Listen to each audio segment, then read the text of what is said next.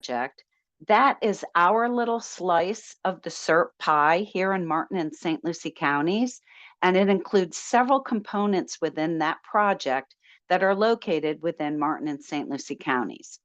The C23, C24 stormwater treatment area and reservoir is circled here. Actually, that's the south reservoir circled. Just above that is the north reservoir and the stormwater treatment area that will service both of these reservoirs. So the stormwater treatment area was actually, we had a groundbreaking in February 2022, and it has been under construction since then. Right now, the C2324 North Reservoir is also under construction, or I'm sorry, is they're doing some land, initial land clearing work for that, and the South Reservoir is also in the same situation.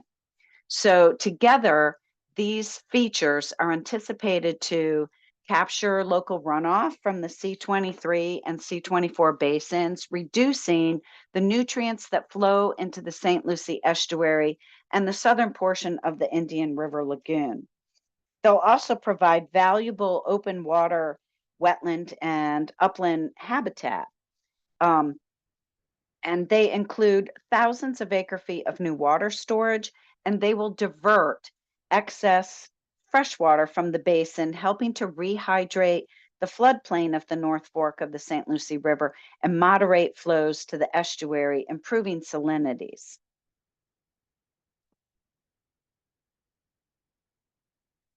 Okay, so this is the C44 reservoir and STA.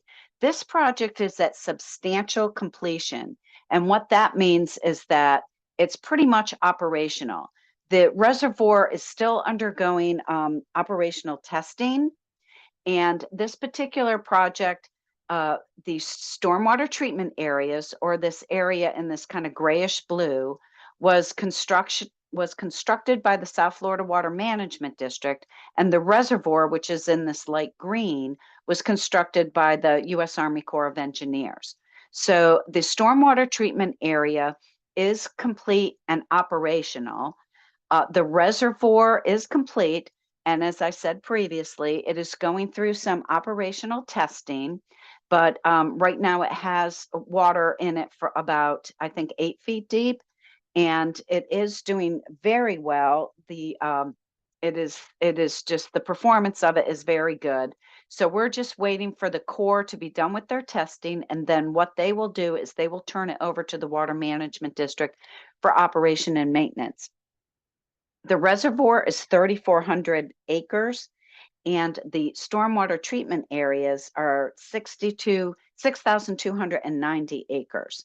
And so what happens is water will be pumped from the C44 canal down here at the bottom of the picture, excuse me, and it will be pumped up the inflow canal up into the S401 pump station, where it gets pumped into the reservoir.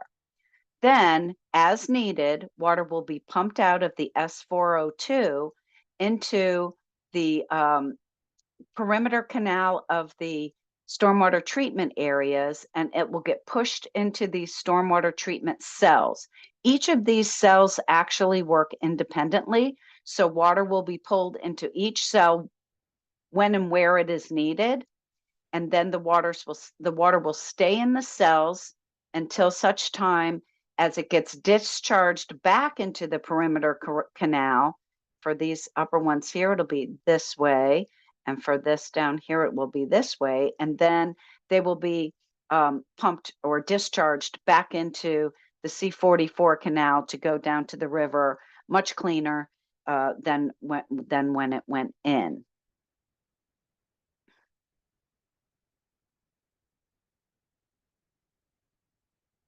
Oops. Got to go back.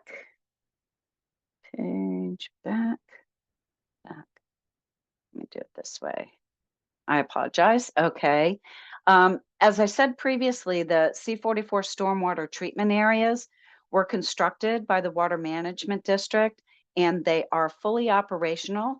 And on May 9th, 2024, the governing board approved designating this area as a true, quote, stormwater treatment area, which means that it's fully functional. And so we are in the process right now of going through our recreational plan for this area. So this area will be open to the public for recreation opportunities. And it will be just added along with many of the other recreational lands that the district has in Martin and St. Lucie counties. These are just a few of them. The C-23-24 levee is open for hiking, biking, and equestrian riding. We have Dupuy Management Area that includes equestrian facilities and camping. We have the Alapata Flats, which is great for hiking, Cypress Creek. We have Nine Gems and Hungryland and Lakeside Ranch STA. So this shows just a little bit more of the C-23, C-24 project components or project features and what they look like underway right at the moment. Again, showing you the North Reservoir here and the stormwater treatment areas. And then the South Reservoir is all in this blue area here, okay? The other thing that I wanted you to know on this, and I know it's a little bit hard to see, but is this table down here. So this is a table, this is a timetable on when these projects are supposed to start and finish and the different phases of them through the way. If you notice, every single component of the Indian River Lagoon South project is underway now. In 2024, they are all underway. That doesn't mean that they are all being constructed, but they are either in design and planning, under construction, and even in operation. So that's a wonderful thing. All of our components of our CERP project are in the works right now.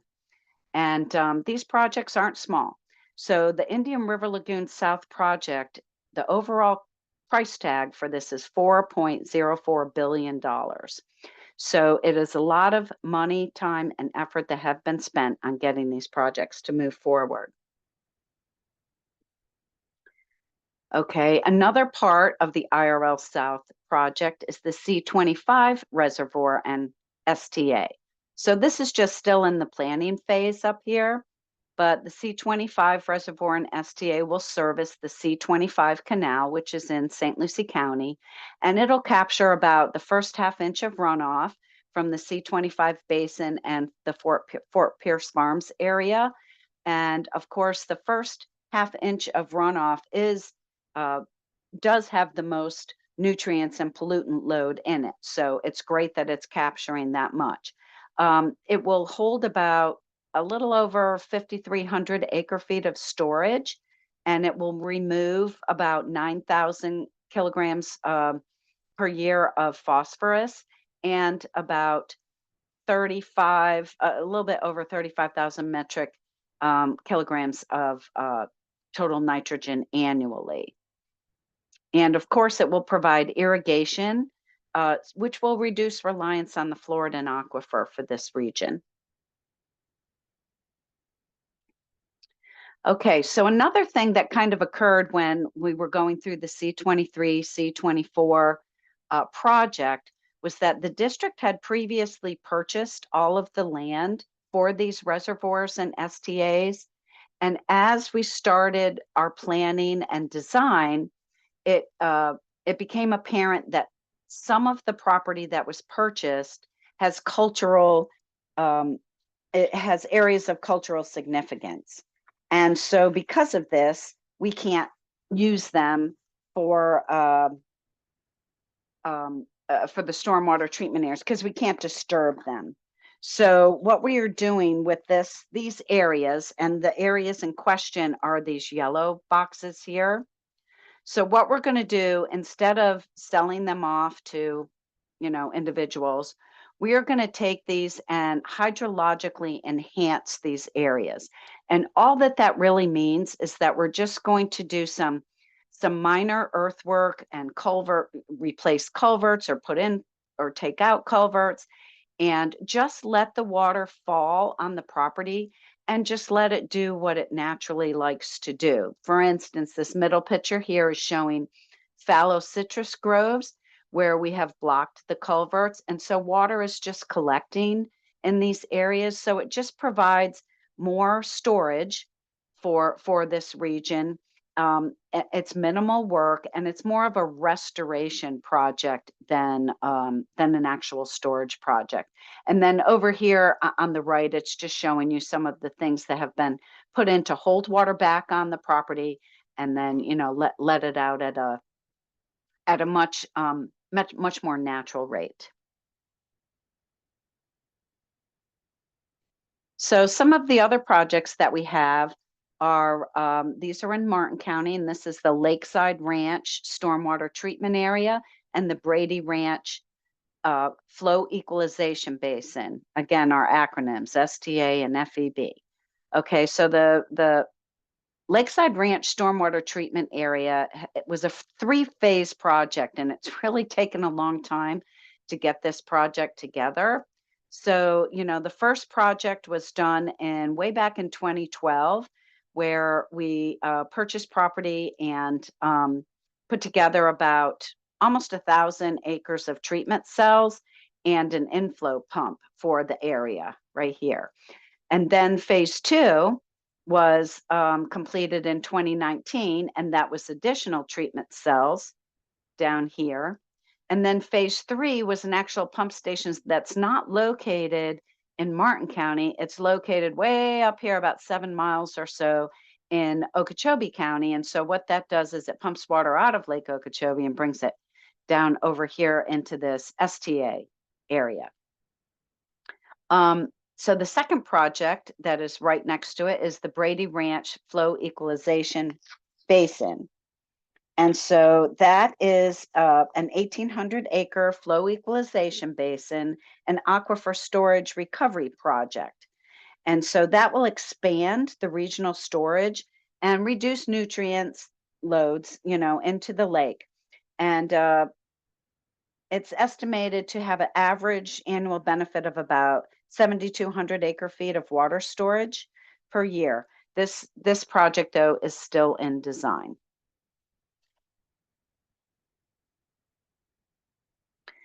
Okay, so those two projects, the Lakeside Ranch and the Brady Ranch, are kind of part of our dispersed water management project. So we have several dispersed water management projects.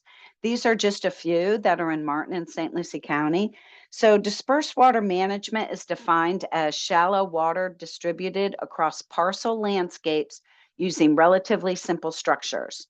So what dispersed water management projects are is it's basically private landowners that put berms around their property, and then they pay for pumps, etc. And all they do is just pump excess water onto their property and leave it there. So at that point, that water will either percolate into the ground, or it will evaporate into the air, but it never gets discharged back into whatever water body that it was taken out of, i.e. Lake Okeechobee, the C-44 canal, etc. So this has been a very, very helpful project. It takes a lot of pressure off of the water management district. These things can be done very quickly. And these ones that are being shown right here are actually all very good, and they do very well for us at taking all of this extra water. They reduce the concentration of nutrients in the runoff, and it provides habitat for plants, and the landowners can at some point in time revert this property back to farmland.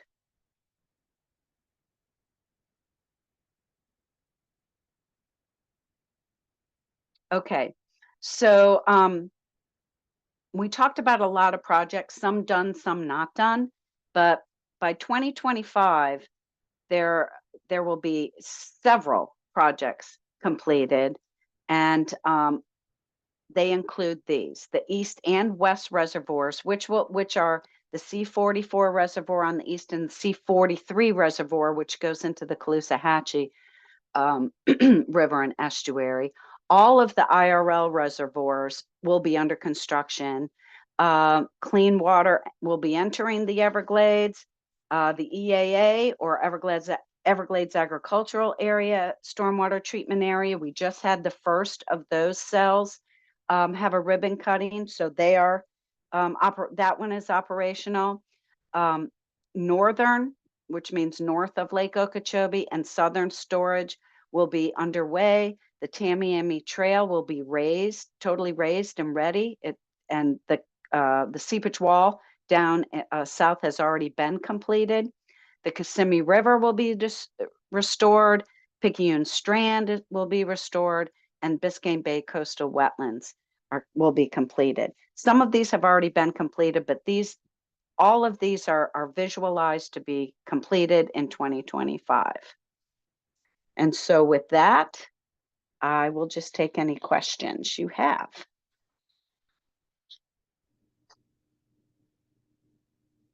Great, thank you, Kathy. Kathy, can you hear me okay? I can. Okay, great. We do have right now, as my last check, we do have one question in the chat.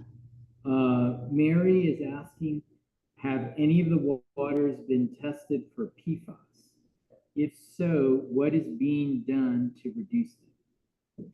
I do not know the answer to that question, but it's a good question. I will get that answer and get it back to you, Vincent, okay? Great, thank you, thank you. What I can say about PFAS locally is the water treatment facility in at least the city of Stewart is I don't know if it's completed yet. I think it's in construction. That at least locally within the city of Stewart, that facility is supposed to handle, I believe, handle PFAS. Yeah, and I think it's through DEP too, because it is water supply related. But I can still find that answer out. So. Okay, great, thank you, Kathy. I don't see any other questions, but if anybody has some, you can. We're in the Q&A. If you can either enter them in the chat or go ahead and unmute.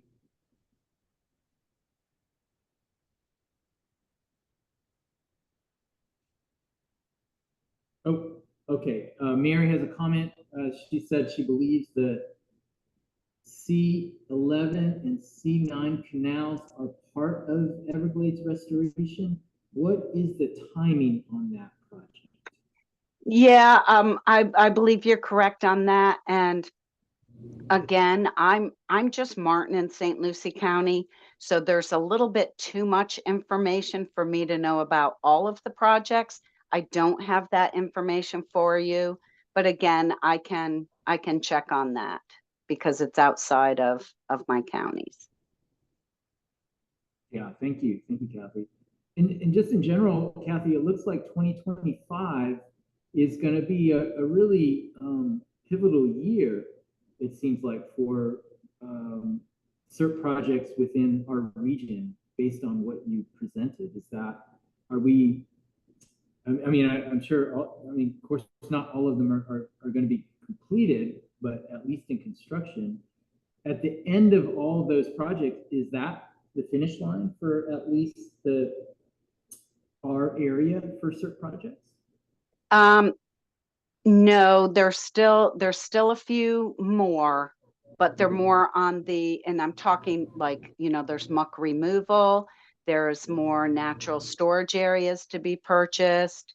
There's the diversion canal, which is actually under construction, but that will take longer than through 2025. So no, there's some smaller ones for sure.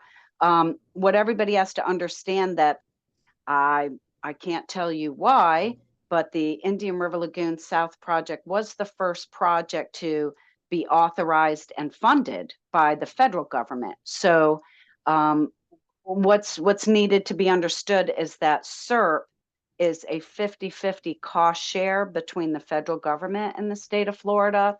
So we go back and forth with, you know, where everybody is on that 50%. I will say that the Water Management District is more likely to go above and beyond their 50%, where the Corps can't. You know, so that it kind of staggers how construction and things get done. But we're finally coming to the close on this major project. Oh yeah, that's awesome. Darlene Van Riper has one question. Her question is, what do you pay the private water farms to house the excess water? Okay, so that there's a big it's a big equation. So it depends on how much how many acre feet of water they store and how much how do I say, how many acre feet they can pump and how much they store per year. That's what their payout is based on.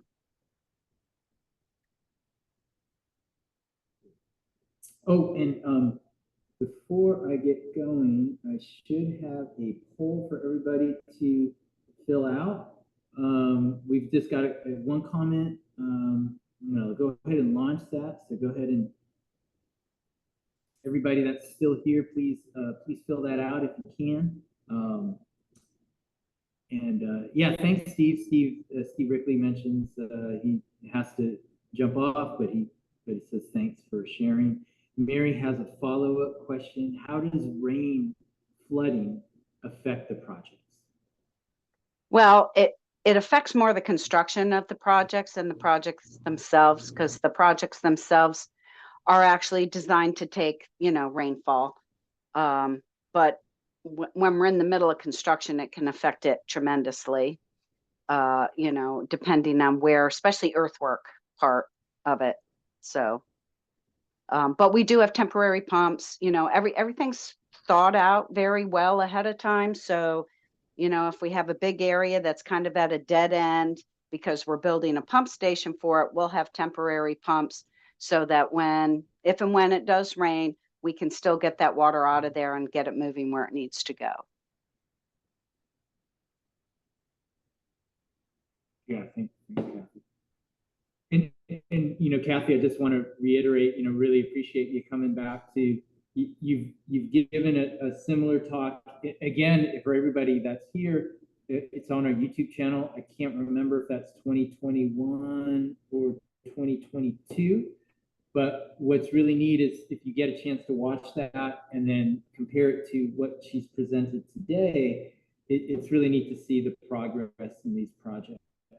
And I think that one was basically how we got to where we are today and why we need these projects. So, yeah. So when we've had our in-person water ambassador, pre-pandemic water ambassador course, Kathy would present the watershed history of South Florida. And so it's really just great to see, you know, how far we've come with these CERP projects, and it's still a long road ahead, but it's good to see that we're getting there. Cool. Well, anyway, I think we don't have any more questions. I think that is pretty good, Kathy. So I'm just going to let that, I think the poll is pretty much filled out. Thank you, everybody, for filling that out. Appreciate that. We watch for this recording on our YouTube channel. So you can Google UF IFAS Extension Martin County YouTube, and it should get you right there, and you'll see all the Water Ambassador playlists from 2020 to now, broken up by year. So there's a number of great topics in that, and again, you can also revisit Kathy's original presentation from a few years ago in our Water Ambassador webinar series.